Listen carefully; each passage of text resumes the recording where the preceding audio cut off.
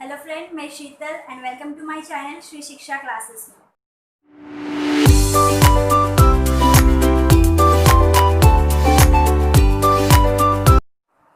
Class 9 social science chapter number 1 rise of British rule in India part 4, जिसमें हम बात करेंगे आज expansion of the company rule के बारे में। चलिए देखते हैं।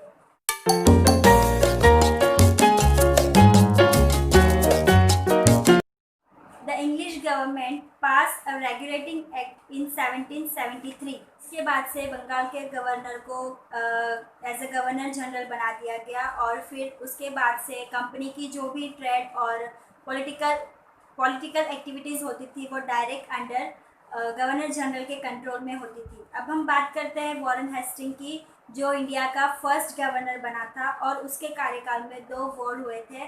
First Maratha war and second Mysore war, जो हैदर अली के साथ हुआ था। इन दोनों वॉर के बाद ब्रिटिश ईस्ट इंडिया कंपनी की प्रॉब्लम्स बहुत ही ज़्यादा इंक्रीज हो गई थी, क्योंकि दोनों ही वॉर में ईस्ट इंडिया कंपनी को पावरफुल लोगों को फेस करना पड़ा था। अब बात करते हैं वॉरेन हेस्टिंग के बाद कॉर्नवालिस की, जो बंगाल के गवर्नर बने थे। कॉर्नवालिस के कार्यकाल में थर्ड मैसूर वॉर हुआ था, जो कि टीपू सुल्तान के साथ हुआ था। जी हाँ, टीपू सुल्तान को मैसूर का टाइगर कहा जाता था। तब ईस्ट इंडिया कंपनी ने मराठास और निज़ाम के साथ कंबाइन होकर, मीन्स समझ सकते हो कि हाथ मिलाकर टीपू सुल्तान को हराने की कोशिश करी और टीपू सुल्तान को दोनों कंबाइन फोर्स के आगे हारना ही पड़ा और मजबूरन टीपू सुल्तान को ट्रीटी एक्सेप्ट करना पड़ा। और इसके बाद कॉर्नवालिस का कार्यकाल पूरा होता है और उसके बाद सर जॉन शॉर को बंगाल का गवर्नर बना दिया गया। और सर जॉन शॉर के कार्यकाल में जो भी पॉलिसीज़ थी वो बहुत ही ज़्यादा सख्त हुई थी और जिसकी वजह से ब्रिटिश ईस्ट इंडिया कंपनी का जो भी मान सम्मान था वो बहुत ही कम हो गया था and Marathas become powerful and stronger. फिर सर जॉन शॉर के बाद बारी आती है वेल्सली की, बंगाल का गवर्नर जनरल बनने की। जी हाँ, और वो वेल्सली ने रिस्पॉन्सिबिलिटी उठा ली होती है, जो भी ईस्ट इंडिया कंपनी का मान सम्मान खोया होता है उसको इंडिया में सुप्रीम बनाने की रिस्पॉन्सिबिलिटी वेल्सली उठाता है और इसलिए वेल्सली ने सब्सिडरी अलायंस सिस्टम को प्रोड्यूस किया। चलिए अब देखते हैं कि क्या टर्म्स एंड कंडीशंस थी सब्सिडरी अलायंस सिस्टम की।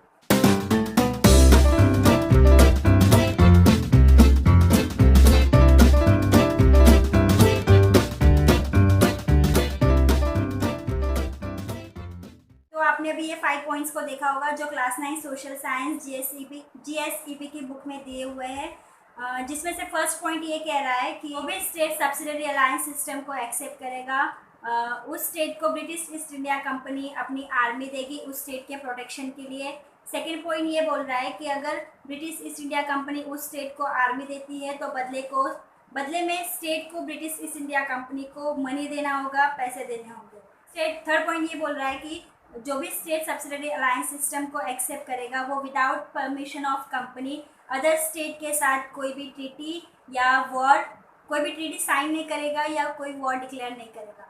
फोर्थ पॉइंट में ये कहा गया है कि जो भी स्टेट सब्सिडरी अलायंस सिस्टम को एक्सेप्ट करेगा उस स्टेट में कोई भी मीटिंग के दौरान या कोई इवेंट के दौरान एक इंग्लिश रिप्रेजेंटेटिव रहेगा। और लास्ट फिफ्थ पॉइंट ये कह रहा है कि जो भी स्टेट सब्सिडरी अलायंस सिस्टम को एक्सेप्ट करेगा वो स्टेट कोई भी अदर फॉरेनर को एज ए एम्प्लॉय नहीं रखेगा। तो होप आपको ये 5 terms and conditions subsidiary alliance system की समझ में आई होगी। चलिए अब देखते हैं आपके बुक में क्लास 9 सोशल साइंस की बुक में एक पॉइंट ये भी दिया हुआ है कि कौन कौन से स्टेट और रूलर्स थे जिसने सब्सिडरी अलायंस सिस्टम को एक्सेप्ट करा था।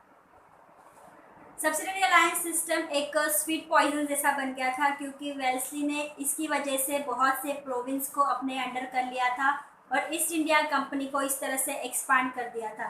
तब वेल्सली ने टीपू सुल्तान को भी सब्सिडरी अलायंस सिस्टम को एक्सेप्ट करने को कहा था, पर टीपू सुल्तान के मना कर देने पर वेस्ट इंडिया कंपनी ने निज़ाम के सपोर्ट से इन 1779 मैसूर पर अटैक कर दिया था, जिसमें टीपू सुल्तान को अपनी लाइफ से हाथ धोना पड़ा था। जी हाँ, यहीं पर टीपू सुल्तान की मौत हुई थी। बात करते हैं विलियम बेंटिक, जो वेल्सली के बाद as a governor general appoint किया गया था। तो विलियम बेंटिक एक लिबरल गवर्नर जनरल बन के रहा, बिकॉज वो ये बात मानता था कि जो भी स्टेट ने इस कोई भी मतलब इस पॉलिसी को एक्सेप्ट करा है वो बिल्कुल भी खुश नहीं है, संतुष्ट नहीं है, इसलिए उसके कार्यकाल तक वो as a liberal governor general बना रहा। अब विलियम बेंटिक के बाद बात करते हैं डलहौजी की, जिसको 1848 में as a governor general appoint किया गया था। डलहौजी ने पॉलिसी ऑफ एनेक्सेशन को अडॉप्ट करा था and he was also reformist. तो चलिए पहले देखते हैं कि डलहौजी ने क्या क्या रिफॉर्म्स किए थे।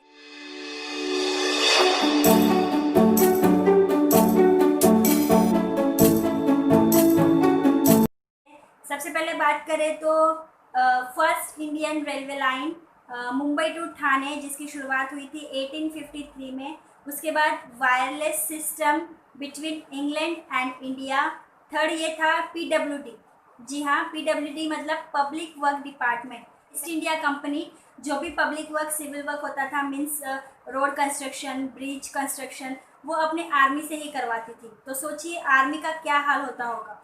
फिर डलहौजी ने PWD means public work department का इस्टेब्लिशमेंट करा। उसके बाद से जो भी सिविल वर्क या फिर पब्लिक वर्क होता था, means road construction and bridge वगैरह का, वो अंडर पीडब्ल्यूडी के कंट्रोल में ही होता था। उसके बाद चाइल्ड मैरिज को बैन करवाया एंड विडो रीमैरिज, जी हाँ, जिसमें विधवाओं को पुनः विवाह करने की इजाज़त थी।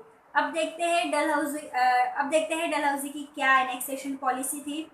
तो इसका भी chart class 9 social science GSEB की बुक में बहुत अच्छा खासा प्रेजेंट करा है, तो आप उसमें देख सकते हैं। मैं इन शॉर्टली उसका एक्सप्लेनेशन आपके सामने रखती हूँ। तो फर्स्ट पॉइंट ये था डलहौजी के हिसाब से कि अगर जो भी स्टेट, प्रोविंस कोई भी वॉर में हारता है तो वो डायरेक्टली अंडर कंट्रोल आएगा ब्रिटिशों के।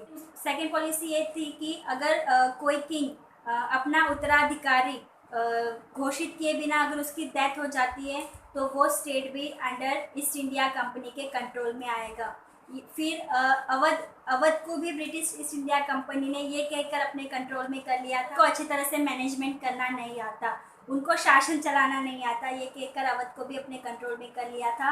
और एक पॉलिसी उनकी ऐसी थी जिसमें बहाने बनाए जाते थे डेब्ट कलेक्शन के। अगर आपको expansion of the company rule ये टॉपिक अच्छे